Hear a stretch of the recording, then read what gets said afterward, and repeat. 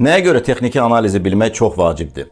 Texniki analizi, yəni dəstək dirəncləri çox gözəl bilmək ondan ötürü lazımdır ki, qiymətin ilk növbədə harda olduğunu təyin eləyək. Yəni, böyük zaman dilimlərində əsas olan dəstək dirəncləri çəkirik.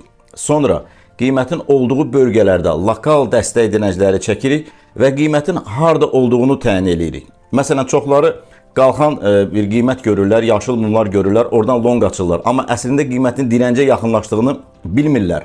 Və ona görə nəticədə qiymət oradan geri dönür və onları stop eləyir. Bəs dəstək dirənclərdə, məsələn, dirənclərdə qiymət nə edə bilər? Bir neçə hərəkət eləyə bilər. Məsələn, qiymət dirəncə yaxınlaşdı. O bölgədə qiymət dirəncə toxunub. Yəni oradan reaksiya alıb, düşüb, sonra təzədən retest edib düşə bilər.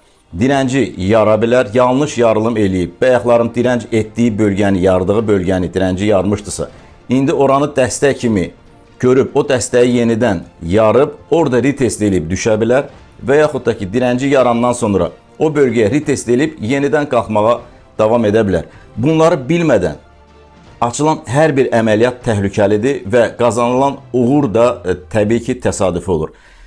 Dəstək və dirəncləri ilk növbədə dəqiq şəkildə çizməyi öyrənin ki, qiymət açanda, yenə deyirəm, o yüngülvari əgər qalxma olarsa, sizin yəni açdığınız long əməliyyatında dirənci görüb oradan müəyyən profiti götürün ki, heç olmasa stop eləyəndə də yəni xırda gəlirlə də olsun, yəni çıxa biləsiniz əməliyyatdan. Amma o bölgələrdə, ümumiyyətlə dəstək və dirənc bölgələrdə peşəkar trader heç vaxt əməliyyat açmaz, səbirli olar, baxar o bölgələrdəki olan vəziyyətə. Çünki dəstək və dirənc bölgələrində qiymət saatlarla qala bilər, hətta günlərlə qala bilər və bir çox traderlər, əksər traderlər, 95-97% traderlər o bölgələrdə çoxlu zərər edirlər. Niyə görə? Çünki qalxır düşür, dirənci yarır, dəstəyə yarır, dirənci yarır, dəstəyə yarır və bilmir, traderdə nə baş verdiyini anlamır.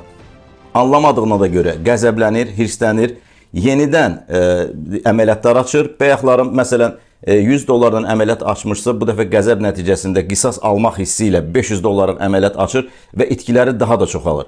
Ona görə bu işə gəlmədən öncə və yaxud da gəlmisinizsə, artıq az-çox təcrübəniz varsa, öyrənmədən, yəni davam eləməyin. Çünki aqibəti bütün traderlərdə olduğu kimi eyni olacaq. Sonda nə qədər qazanmağınızdan asılı olmayaraq, sonda zərər edəcəksiniz, balans sıfırlanacaq. Yəni buna heç şübhəniz olmasın, başqa variantlar olmur burada.